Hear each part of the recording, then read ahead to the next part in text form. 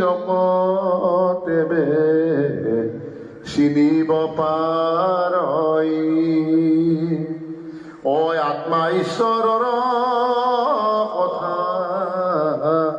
তেবেহে জানই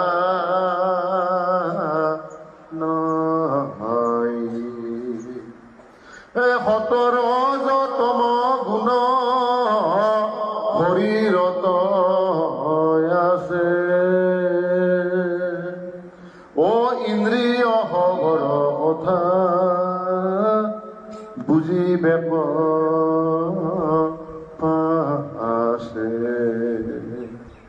কৃষ্ণ গুৰু নামেৰে নিজৰ ভিতৰখন পোহৰ কৰি তোলাৰ পাছত শৰীৰত কি কি আছে জল জল পট পটকৈ দেখা পাব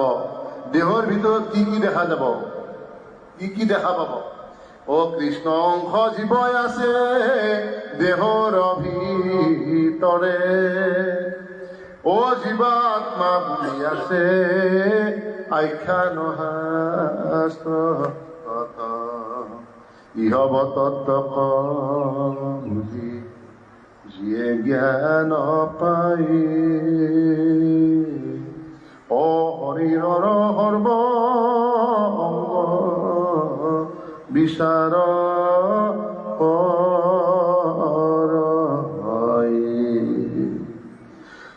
চৌবিশ তত্ত্ব লোক হুয়া দেহৰ গঠন ও সেই দেহ জীৱ আত্মাই কৰিছে চেতন এই তত্ত্ব যিতজনে বুজিব পাৰই সৰ্ব শৰীৰৰ তাৰ মল দূৰ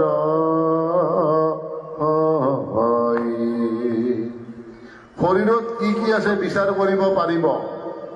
যে বিদ্বেষ আছে যদি দেখা পাব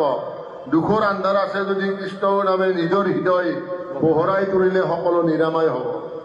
তেতিয়া সৰ্ব শৰীৰ ৰোমাঞ্চিত হৈ থাকিব প্ৰকৃত সুখৰ সোৱাদ পাব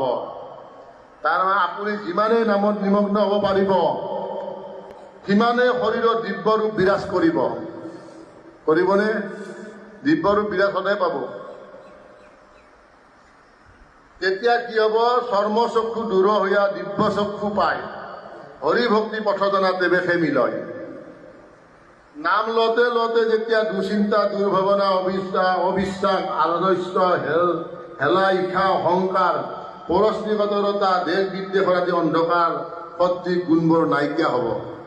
তেতিয়া ভক্তিৰ পথ আপোনাৰ সন্মুখত জিলিকি উঠিব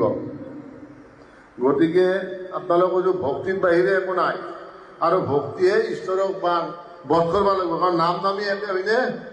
প্ৰভুসকলে নাম নামি একে গতিকে যাৰ পৰা নাম লোৱা যায় নে নহয় সেইজনক ভক্তি কৰিব লাগিব